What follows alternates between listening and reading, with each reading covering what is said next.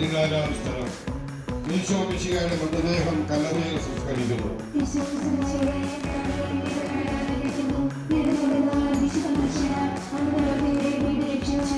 അനന്തരം പീലാത്തോസിന്റെ അനുവാദത്തോടെ റാംസാക്കാരനായ യൗസേപ്പ് ഈശോയുടെ മൃതദേഹം ഏറ്റെടുത്തു.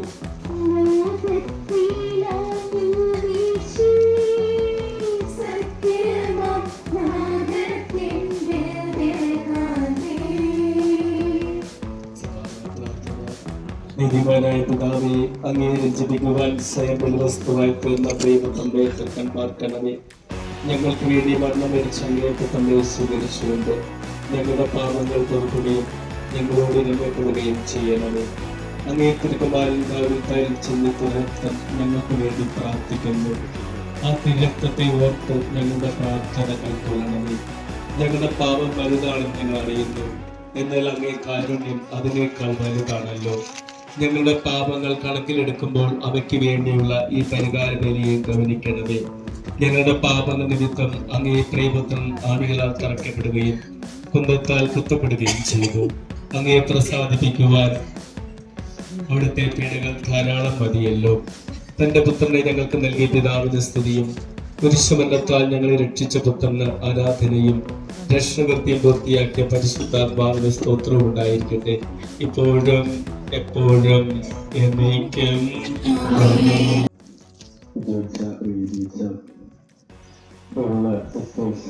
മാതാപിതാക്കളെ, സഹോദരി സഹോദരന്മാരെ, കുടുംബങ്ങളെ, കാലത്ത് ഇപ്പോൾ ത്യാഗത്തോടുകൂടി ഈ കുരിശുമല കയറി ഈശോയുടെ വിടാസകരങ്ങളെയൊക്കെ അനുസ്മരിച്ചുകൊണ്ട് നാം ഇന്നിവിടെ എത്തിച്ചേർന്നിരിക്കുകയാണ്. ബഹുമാനപ്പെട്ട ബിജു അച്ഛൻ്റെ സ്നേഹപൂർണമായ സ്വാഗതത്തിന് പ്രത്യേകം നന്ദി പറയുന്നു. ഈ നോമ്പുകാലം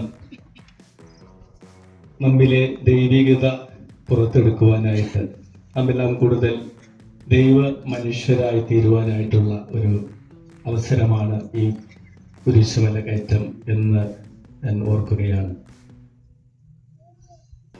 ഒരു ശില്പി മനോഹരമായ ഒരു ശില്പം ഒരു പാറയിൽ ഒരു കല്ലിൽ നിന്ന് കൊത്തി എടുക്കുകയാണ്. ഒരു കുട്ടി വളരെ കൗതുകത്തോടുകൂടി ഈ കാഴ്ച നോക്കിയിരിക്കുകയാണ്. എന്ത് ശില്പമാണ് ഈ കല്ലിൽ നിന്ന് രൂപപ്പെടുത്തുന്നത് എന്ന് ചിന്തിച്ചുകൊണ്ട് അവിടെ നിന്ന് മനോഹരമായ ഒരു മാലാഖയുടെ ചിത്രം, ഒരു രൂപം ഈ ശില്പി കൊത്തിയെടുക്കുകയാണ്. കുട്ടി കൗതുകത്തോടെ ചോദിച്ചു, ശില്പി, താങ്കൾക്ക് നേരത്തെ അറിയാമോ ഈ കല്ലിനുള്ളിൽ ഒരു മാലാഖയുടെ രൂപം ഒളിഞ്ഞിരിക്കുന്നുണ്ടായിരുന്നു എന്ന്? അപ്പോൾ ആ ശില്പി പറയുകയാണ്, എല്ലാ കല്ലിലും മാലാഖയും അതുപോലെ വിശുദ്ധരുമൊക്കെ ഉണ്ട്. നാം ചെയ്യേണ്ടത് ഇത്രമാത്രമാണ്, മാലാഖയ്ക്ക് യോജിക്കാത്ത ഭാഗങ്ങളെല്ലാം എടുത്തു കളഞ്ഞു കഴിഞ്ഞാൽ ഏത് കല്ലും മാലാഖയായി മാറും. നമ്മുടെ ജീവിതത്തിലേക്ക് ഒന്ന് കടന്നു വരുമ്പോൾ നാം എല്ലാവരും ദൈവ മനുഷ്യരായി മാറേണ്ടവരാണ്. ദൈവ മനുഷ്യർക്ക് യോജിക്കാത്ത കാര്യങ്ങൾ നമ്മിൽ നിന്നും എടുത്തു കളയുമ്പോൾ നമ്മിലുള്ള സ്വാർത്ഥത, നമ്മിലുള്ള അസൂയ, അല്ലെങ്കിൽ എന്തൊക്കെ തിന്മകൾ ദൈവത്തിന് യോജിക്കാത്തത്, ദൈവ മനുഷ്യർക്ക് യോജിക്കാത്ത എല്ലാ തരത്തിലുള്ള തിന്മകളും നമ്മിൽ നിന്നും എടുത്തു മാറ്റി കഴിയുമ്പോൾ നാം എല്ലാവരും ദൈവ മനുഷ്യരായിട്ട് മാറും.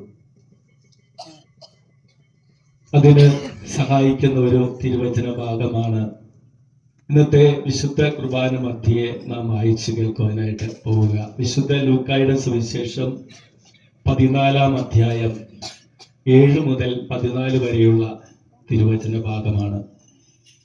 അവിടെ നാം കാണുന്നത് ഇപ്രകാരമാണ്. ഒരു വ്യക്തി, സമ്പന്നനായ ഒരു വ്യക്തി ഒരു വിരുന്ന് നടത്തുകയാണ്. ആ വിരുന്ന് സൽക്കാര അവസരത്തിൽ ഏറ്റവും പ്രമുഖ സ്ഥാനങ്ങൾ ലഭിക്കുവാൻ വേണ്ടി കുറെ പേരിങ്ങനെ പരിശ്രമിച്ചു. ഏറ്റവും നല്ല സ്ഥലത്തിരിക്കണം, പ്രമുഖ സ്ഥലങ്ങളിലൊക്കെ ഇരിക്കണം. അപ്പോൾ ഈശോ അവരോട് കുറച്ച് ഉപദേശം കൊടുക്കുന്നു. നിങ്ങളെ ആരെങ്കിലുമൊക്കെ ഇങ്ങനെ ക്ഷണിക്കുമ്പോൾ നിങ്ങൾ ഉടനെ ഓടിക്കയറി പ്രമുഖ സ്ഥാനങ്ങളിൽ ഇരിക്കരുത്. നിങ്ങൾ മാറി നിൽക്കണം. ഇപ്പോൾ നിങ്ങൾ അവരെ തന്നെ ആ അതിഥി വിളിച്ച് നിങ്ങളെ പ്രമുഖ സ്ഥാനങ്ങളിലേക്ക് കൊണ്ടുവരും. അതുപോലെ തന്നെ ആ സൽക്കാരം നടത്തുന്ന വ്യക്തിയോടും ഈശോ കൊടുക്കുകയാണ്. നിങ്ങൾ തിരിച്ചു തരാൻ കഴിവുള്ള സമ്പന്നരായ വ്യക്തികളെ അല്ല വിളിക്കേണ്ടത്, മറിച്ച് നിങ്ങൾ വിളിക്കേണ്ടത് ദരിദ്രരായിട്ടുള്ളവരും അതുപോലെ തന്നെ വികലാംഗർ, മുടന്തർ. അപ്പോൾ ഈശോ ഇതൊരു ഉപമയാണ് പറഞ്ഞത് എന്ന് നമുക്ക് കാണുവാൻ സാധിക്കും. ഒരു ഉപമ പറഞ്ഞു എന്നാണ് ഈശോ പറയുന്നത്. ഈ വിരുന്ന് എന്നത് ഒരു ഉപമയാവുമ്പോൾ ആ രീതിയിലാണ് നമ്മൾ എടുക്കേണ്ടത്. നമ്മുടെ ജീവിതത്തെ നമ്മൾ വിരുന്ന് നടത്തുക എന്ന് പറഞ്ഞാൽ നമ്മുടെ ജീവിതം തന്നെയാണ്. സദ്യ എന്ന് പറയുന്നത് നമ്മുടെ ജീവിതമാണ്. ഈ സദ്യയിൽ ഏറ്റവും നല്ലത് മാത്രമാണ് നമ്മൾ വിളമ്പേണ്ടത്. നമ്മളൊരു സദ്യ നടത്തി കഴിയുമ്പോൾ ഏറ്റവും നല്ല ഭക്ഷണം നമ്മൾ വിളമ്പും. അതുപോലെ തന്നെയാണ് നമ്മുടെ ജീവിതത്തിലെ ഏറ്റവും നല്ലത് നമ്മൾ വിളമ്പണം, മറ്റുള്ളവർക്ക് കൊടുക്കണം എന്നതാണ് ഈശോ നമ്മോട് പറയുക. നമ്മുടെ ഈ നോമ്പുകാലത്ത് അതിനു വേണ്ടിയുള്ള ഒരു പരിശ്രമം, നമ്മിലെ നന്മകൾ, നന്മയിലെ ദൈവികതയാണ് നമ്മൾ പുറത്തെടുക്കേണ്ടത്. നമ്മുടെ പുണ്യപ്രവർത്തികൾ, നമ്മുടേതായ ആ കരുണ, സ്നേഹം, നമ്മെ ഏറ്റവും ബെസ്റ്റ് ആയിട്ടുള്ളത് മറ്റുള്ളവർക്ക് കൊടുക്കുവാനായിട്ട് സാധിക്കുമ്പോഴാണ് നമ്മൾ വിശുദ്ധരായി ദൈവികത നിറഞ്ഞവരായിട്ട് മാറുന്നത് എന്ന് ഈശോ നമ്മോട് പറയുകയാണ്. അങ്ങനെ ഈശോ തന്നെ തന്റെ ജീവിതത്തിലൂടെ ഈ നന്മ പുറത്തെടുത്ത വ്യക്തിയാണ്. നമ്മൾ ഈ കുരിശിന്റെ വഴിയിൽ ഈ പീഡാസഹനങ്ങളൊക്കെ ധ്യാനിച്ചുകൊണ്ട് വരുമ്പോൾ ഇതൊക്കെയാണ് നമ്മൾ ധ്യാനിച്ചത്. നമ്മൾ കാണുന്നുണ്ട് ഈശോയെ ഒറ്റുകൊടുത്ത യൂദാസ്.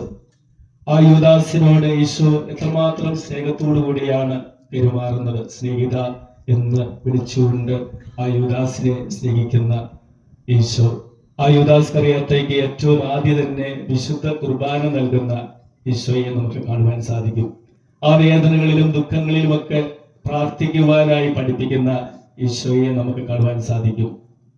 നമ്മൾ കാണുന്നുണ്ട്, ഇവർ ചെയ്യുന്ന എന്തെന്ന് ഇവർ അറിയുന്നില്ല, ഇവരോട് ക്ഷമിക്കണമേ എന്ന് പ്രാർത്ഥിക്കുന്ന ഈശോ. കർത്താവേ, കഴിയുമെങ്കിൽ ഈ പാനപാത്രം എന്നിൽ നിന്നും അകന്ന് പോകണമേ, എങ്കിലും എന്റെ ഇഷ്ടമല്ല അവിടുത്തെ ഇഷ്ടം നിറവേറണമേ എന്ന് പ്രാർത്ഥിക്കുന്ന ഈശോ. സകല നിമിഷങ്ങളിൽ നാം എല്ലാവരും പ്രാർത്ഥനയുടെ, സ്നേഹത്തിന്റെ, ക്ഷമയുടെ ഒക്കെ വ്യക്തികളായി മാറണം. മറ്റുള്ളവരെ ആശ്വസിപ്പിക്കുന്ന വ്യക്തികളായി മാറണം. ഈശോയെ കുരിശിൽ തറച്ചവരോടൊക്കെ ഈശോ ക്ഷമിക്കുന്നു. പരിഹസിച്ചവരോട്, നിന്ദിച്ചവരോടെല്ലാം ക്ഷമിക്കുന്ന ഈശോ. ഇതാണ് നമ്മുടെ ജീവിതത്തിൽ നമ്മളും നമ്മുടെ കുടുംബത്തിലുള്ളവരോട്, നമ്മുടെ ചുറ്റുമുള്ളവരോടും, അതുപോലെ തന്നെ നമ്മളുടെ ചുറ്റുപാടുള്ള എല്ലാവരോടും നമ്മൾ ഇപ്രകാരം ചെയ്യണമെന്ന് ഈശോ തന്റെ ജീവിതത്തിലൂടെ നമ്മെ പഠിപ്പിക്കുകയാണ്. ഈശോ പറയുകയാണ്, നമ്മള് ഇങ്ങനെ മറ്റുള്ളവർക്ക് നൽകുമ്പോൾ, നല്ല നന്മകൾ നൽകുമ്പോൾ തിരിച്ചു തരാനായിട്ട്, തിരിച്ച് സ്നേഹിക്കാൻ കഴിയാത്തവരോട്, തിരിച്ച് നമ്മെ ബഹുമാനിക്കുവാൻ കഴിയാത്തവരോടെല്ലാം നമ്മൾ ഇപ്രകാരം ചെയ്യണം. അങ്ങനെ ചെയ്യുന്ന എന്തിനു വേണ്ടിയാണ്? നമ്മൾ ഈ ലോക ജീവിതത്തിന് ശേഷം ഉള്ള പുനരുത്ഥാനത്തിൽ നമുക്ക് പ്രതിഫലം ലഭിക്കും. നാം എല്ലാവരും ഈ പീഡാസനങ്ങളെ അനുസ്മരിച്ചുകൊണ്ട് ഇവിടെ എത്തുമ്പോൾ നമുക്ക് ഈശോ പറഞ്ഞു തരുന്ന ഇതാണ്: നാം എല്ലാവരും നിത്യജീവന് അവകാശികളായി മാറും. ദൈവമാണ് നമുക്ക് പ്രതിഫലം നൽകുന്നത് എന്നതാണ് ഈശോ നമ്മോട് പറയുക. വിശുദ്ധരായ വ്യക്തികളെല്ലാം ഈ ഒരു ബോധ്യത്തോടു കൂടി ജീവിച്ചവരാണ്. കഴിഞ്ഞ 25-ാം തീയതി സിസ്റ്റർ റാണി മരിയയുടെ തിരുനാളായി നാം ആചരിച്ചു. അവരുടെ ജീവിതം മുഴുവനും പാവപ്പെട്ടവരായ മനുഷ്യർക്ക്, നിരക്ഷരരായ മനുഷ്യർക്ക് എല്ലാം വേണ്ടി ജീവിതം ഒഴിഞ്ഞു വെച്ച ഒരു ജീവിതമാണ്. തന്റെ ജീവിതത്തിൽ ഏറ്റവും നല്ലത് മറ്റുള്ളവർക്ക് കൊടുത്തുകൊണ്ട് അവസാനം തിരിച്ച് അവർക്ക് ലഭിച്ചത് രക്തസാക്ഷിത്വമായിരുന്നു. വളരെയേറെ വേദന നിറഞ്ഞ അനുഭവങ്ങളായിരുന്നു. പക്ഷേ ആ വാഴ്ത്തപ്പെട്ട വ്യക്തിയായി, വിശുദ്ധയായി, ഈശോയോടൊപ്പം നിത്യമായി ജീവിക്കുവാൻ അവർക്ക് സാധിക്കുകയാണ്. നമ്മുടെ ഓരോ വിശുദ്ധ തോമാസ് ലീഗ, നമുക്കും അവനോടുകൂടി പോയി മരിക്കാം എന്ന് പറഞ്ഞുകൊണ്ട് തന്റെ ജീവിതം മുഴുവനും ഈശോയ്ക്ക് വേണ്ടി സമർപ്പിച്ച് അവസാനം ഈശോയ്ക്ക് വേണ്ടി ഭാരതത്തിലെത്തി നമ്മെ എല്ലാവരെയും ക്രൈസ്തവ വിശ്വാസത്തിലേക്ക്, വിശുദ്ധിയിലേക്ക്, വെളിച്ചത്തിലേക്ക്, പ്രകാശത്തിലേക്ക് അറിയിച്ച വിശുദ്ധ തോമാസ് ലീഗ, ആ തോമാസ് ലീഗയുടെ ആ ഓർമ്മകളെല്ലാം നാം ഇന്ന് ഈ മലയിൽ അനുസ്മരിക്കുമ്പോൾ ഈ വിശുദ്ധരെല്ലാം നമുക്ക് പറഞ്ഞു തരുന്നത് നമ്മുടെ അനുദിന ജീവിതത്തിലെ കുരിശും എടുത്തുകൊണ്ട് ഈശോയെ അനുഗമിക്കണം എന്നുള്ളതാണ്. അതിനായി നമുക്ക് ആത്മാർത്ഥമായി ആഗ്രഹിക്കാം. ഈ നോമ്പുകാലത്ത് നമ്മുടെയൊക്കെ ജീവിതത്തിൽ ഉണ്ടാകുന്ന ചെറിയ സഹനങ്ങൾ, വേദനകളെല്ലാം ഈശോയുടെ ആ കുരിശിനോട് ചേർത്ത് വെച്ചുകൊണ്ട് നാമം ആ നിത്യജീവിതത്തെ ലക്ഷ്യമാക്കിക്കൊണ്ട് നമുക്ക് മുമ്പോട്ട് ജീവിക്കാം. ദൈവം നമ്മെല്ലാവരെയും അനുഗ്രഹിക്കട്ടെ എന്ന് പ്രാർത്ഥിക്കുന്നു. പിതാവിന്റെയും പുത്രന്റെയും പരിശുദ്ധാത്മാവിന്റെയും നാമത്തിൽ ആമേൻ.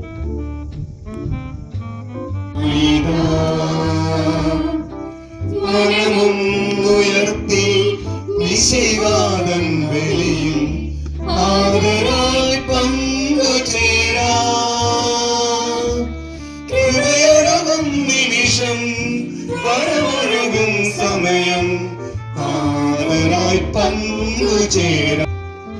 ഒരിക്കൽ കൂടി നമ്മളെല്ലാ നിയമങ്ങളെയും സമർപ്പിച്ചുകൊണ്ട് നമ്മുടെ പ്രാർത്ഥന ആവശ്യമുള്ളത് നമുക്ക് വേണ്ടി പ്രാർത്ഥിക്കുന്നവരെയും സമർപ്പിച്ചുകൊണ്ട് നമ്മായിരിക്കുന്ന ശിശുവല ഇടവകയും ഇവിടുത്തെ കാര്യച്ചനെയും സിസ്റ്റേഴ്സിനെയും മറ്റെല്ലാവരെയും സമർപ്പിച്ചുകൊണ്ട് അവർ മുഴുവനെയും സമർപ്പിച്ചുകൊണ്ട് ഇന്നിവിടെ എത്തിച്ചേർത്തിരിക്കുന്ന പുൽപ്പള്ളി വടകാമയുടെ ഇടവകയിലുള്ള കുടുംബങ്ങളെ സമർപ്പിച്ചുകൊണ്ട് ഇവിടെ എത്തിച്ചേർന്ന എല്ലാവരെയും ഈ ഇന്നത്തെ ഈ തിരുക്രമങ്ങൾ മനോഹരമാക്കുവാൻ പരിശ്രമിക്കുന്ന എല്ലാവരെയും സമർപ്പിച്ചുകൊണ്ട് ഏറ്റവും ഭക്തിപൂർവ്വം ഈ പിതാവിന്റെയും പുത്രന്റെയും പരിശുദ്ധാത്മാവിന്റെയും നാമത്തിൽ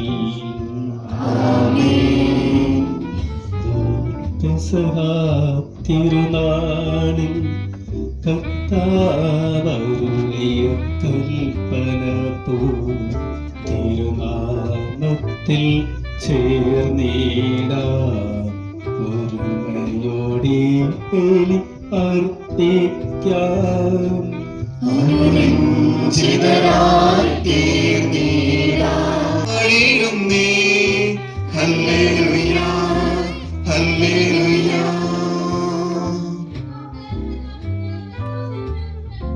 സമാധാനം നിങ്ങളോട് കൂടെ. വിശുദ്ധ ലൂക്ക അറിയിച്ച നമ്മുടെ കർത്താവ് ഈശോമിശിഹായുടെ പരിശുദ്ധ സുവിശേഷം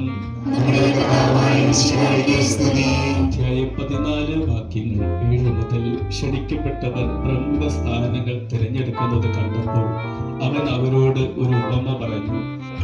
ഇടവക്കാരെയാണ് നമ്മൾ പ്രത്യേകം ക്ഷണിക്കുന്നതുമായിട്ട് പ്രാർത്ഥിക്കുകയും ചെയ്യുക. ഒരിക്കൽ കൂടി ഇന്ന് വന്നിട്ടുള്ള എല്ലാവരെയും സ്നേഹപൂർവ്വം നന്ദി അറിയിക്കുന്നു. നമുക്ക് ഭക്ഷണം കഴിക്കാനായിട്ട് പോകാം. അവിടെ 2 കൗണ്ടറിലായിട്ട് ഭക്ഷണം കഞ്ഞിയൊക്കെ ക്രമീകരിച്ചിട്ടുണ്ട്.